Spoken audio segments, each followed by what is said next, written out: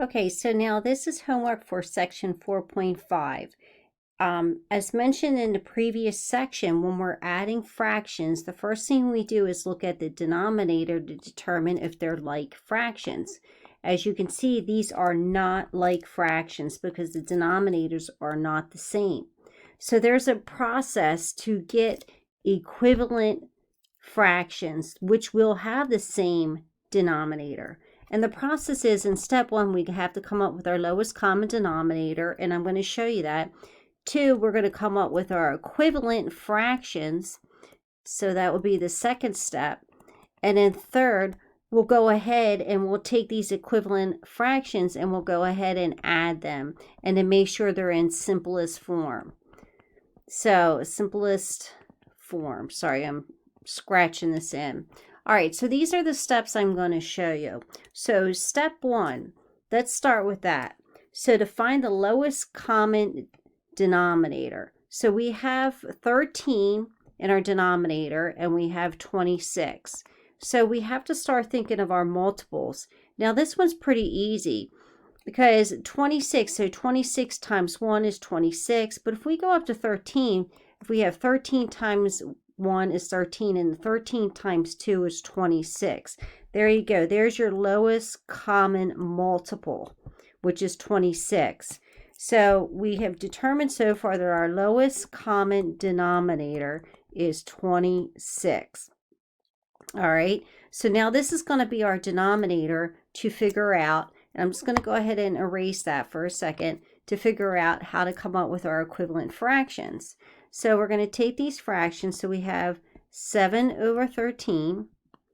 And we know the denominator, the common denominator is 26. And we have 7 over 26.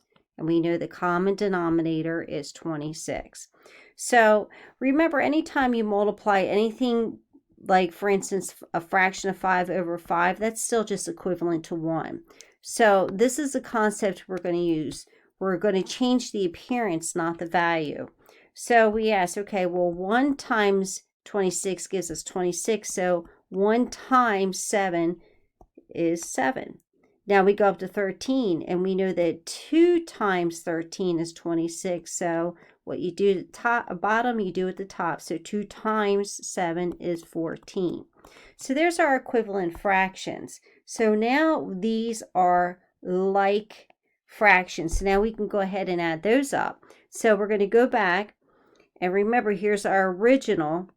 So the 14 should be a negative 14 plus 7 all over 26. So all we did was grab these numbers. And now we're going to go ahead and follow our rule, which you subtract, take the sign of the larger number, and we cannot reduce that down any further. So we're going to keep practicing this type of problem. All right, so let's try something like this where you have 2 minus y over 9. So remember, 2 expressed as a fraction would be 2 over 1. So I'm going to write that as 2 over 1 minus y over 9. The first thing I ask myself, okay, now remember, whenever you're adding or subtracting, they must be like. So these must be like fractions. Now this one here and that, they're not the same. So we have to come up with our lowest common denominator, our lowest common multiple. So we can immediately see that it's 9. So you don't have to go through all the work. So because 1 and then 9, as if you were to set it up, it would be 1 equals and 9 equals. And you'd start out writing out all your multiples immediately. As soon as you write 9, we know that we're going through 1 times whatever will eventually get to 9. So these are the same. All right, so that's our common denominator. So let's get our equivalent. So if we have 2 over 1, we know the common denominator is 9. And then we have y over 9. So we start asking the question, okay, well, 1 times 9 is 9, so 1 times y is y. Going up here, we know 9 times 1 is 9, so 9 times 2 would give us 18. Now we have equivalent fractions. So remember, here's our original problem. So this would be 18 So 18 minus y all over 9. But if it's hard to understand it that way, you could always write it out. You could always write it as 18 over 9, and we know it's minus y over 9. Then you could rewrite it as one fraction, which is 18 minus y, because you got to remember, you got to stay with the original. So 18 minus y over 9. Now, if you look at it in the numerator, we cannot combine that any further because they're not like terms. So that would be your final answer. Okay, so number 3 is the same exact type of problem, so I won't show you that one. So let me move on to number 4. So number 4 is 5 over 6 minus 7 over 8. First thing we say, okay, it's a subtracting fractions, because remember, whenever you're adding or subtracting fractions, you must have the same denominator, which they are not. So we're going to come up and find our lowest common denominator. So I'm going to start writing everything else. So if we have 6 and we have an 8, so 6 times 1, 6, 6 times 2 is 12, 6 times 3 is 18, and 6 times 4 is 24. I think that's going to be the common one right there. If we write out the multiples for 8, 8 times 1 is 8, 8 times 2 is 16, 8 times 3 is 24. There you go. There's your lowest common multiple, so your lowest common denominator. All right, now that we have that, we understand what it is, let's go ahead and come up with our equivalents. So I'm going to take my 5, 6, and then we have our 7, 8. So we're going to set it up. We know the lowest common denominator is 24. Okay, so now I know 3 times 8 is 24, so 3 times 7 is 21. Now go to the top. Now 4 times 6 is 24, so 4 times 5 is 20. So there's my equivalent fractions. So if I rewrite that, it's going to be 20. Remember, it's subtraction, so 20 minus 21 all over 24.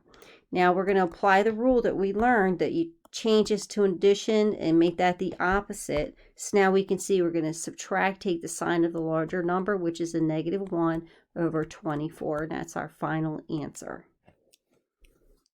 Okay, so let's move on to number 5. So now number 5, we have 3 fractions. We have -4 over 9, and we have plus 3/5 minus 11 over 18. Now we have more numbers to try and figure out our lowest common denominator. So when I write these out, I always try to focus on my highest numbers. So if we have 9, we have 5, 9, and 18. So what I'm going to think of, I know with 5s, everything either has to end in a 0 or it's going to have a 5. So I'm going to work with multiples of 18 to see if I can find something like that. So 18 times 1 is 18, 18 times 2 is 36, 18 times 3 is 54, 18 times 4 is 72, and then 18 times 5 is 90. Here's one right here. Let me see if I can get that. Well, I already know if I'm going through my multiples with 9, I know that 9 times 10 is 90. So I'll get a 90 there. And then I'm just going to throw in a calculator and divide 90 divided by 5. And when I do that, I learned that 18 times 5 equals 90. So I know that I'm going to eventually get to a 90 up here. So that would be my lowest common denominator. So I'm just going to write this out to the margin for myself so I don't forget that I said to myself, well, 18 times 5 gives me 90, and I know that 9 times 10 will give me 90. And then over here, I've learned that 18 times 5 will give me 90. So, as you can see, these two work together. All right, so I'm just going to go ahead over here and get my fractions set up so I can get my equivalent. So I have 4 9s. And I have 3/5 with 90. And then I also have 11 over 18 equals 90. Okay, so now I know that 5 times 18 equals 90. So 5 times 11 equals 55. Now I'm going to work up here. Now I know again 18 times 5 equals 19. So 18 times 3, that equals 54. That's a 5. So now here 10 times 9 is 90. So 10 times 4 is 40. Okay. Now now we're good. Now we have all like fractions. So I'm just going to go ahead and rewrite that. And remember, keep these all in mind. So when I write it as negative 40 plus 54 minus 55. Staying with your original operators. And that's all over 90. Now I'm going to go ahead and I'm going to work with my first two numbers. So if you take these first two, negative 40 plus 54, the signs are opposite. You subtract and take the sign of the larger number. And when you do that, you end up with 14. So I'm going to rewrite it correctly. So that would be 14 minus 55 all over 90. So I'm going to go ahead and change this to a plus, this an opposite sign. So now we can see we're going to subtract that, take the sign of the larger number. And when we do that, we end up with negative 41 over 90. And I know you can't reduce that down any further. So there's a little bit more work in this problem. So it looks like I'm running out of video time. So I'm going to go ahead and make a part 2 so I can continue showing these examples.